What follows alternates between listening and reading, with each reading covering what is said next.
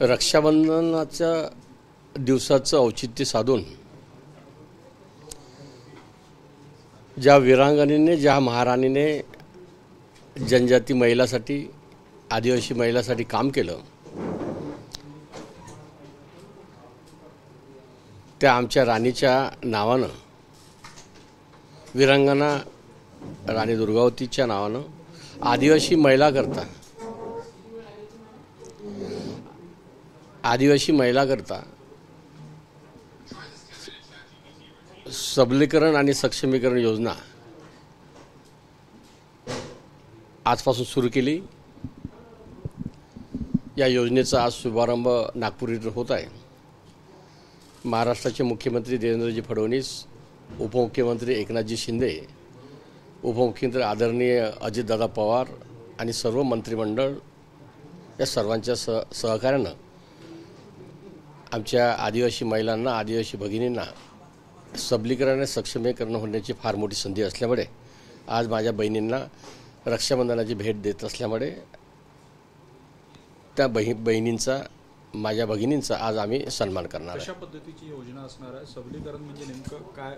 आदिवासी महिलांना जसं महिला बचत गट ज्या पद्धतीचे असेल, महिला बचत गटाच्या माध्यमातून वैयक्तिक आणि सामूहिक अशा प्रकारचा योजना आदिवासी विभागाच्या माध्यमातून दिल्या जाईल। उदाहरणार्थ आमच्या बहिणींना महिला बचत गट बनवल्यानंतर त्या महिला बचत गटाला आदिवासी विभागाच्या माध्यमातून व इतर त्यांना ज्या ज्या अडचणी येणार आहेत त्या अडचणी पूर्ण करण्यासाठी आदिवासी विभाग पुढाकार घेईल आणि आमच्या बहिणींना सक्षम बनवण्यासाठी पूर्ण प्रयत्न करेल। एक गौप्यस्फोट केलेला आहे शरद पवार यांनी की 2 व्यक्ती मला येऊन भेटले होते, 160 जागांवर निवडणूक फेरफार करण्यासाठी याची गॅरंटी दिली होती। विधानसभा निवडणुकीत नेमकं कसं झालं ते सांगा तुम्ही।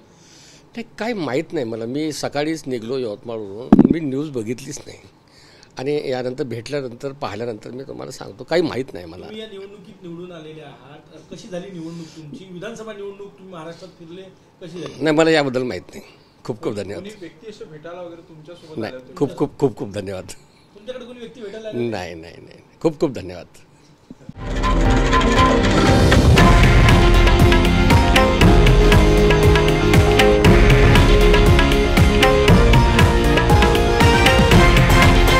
हे आहे देशातील नंबर 1 न्यूज नेटवर्क आणि आपण पाहत आहात TV9 मराठी, एकमेव।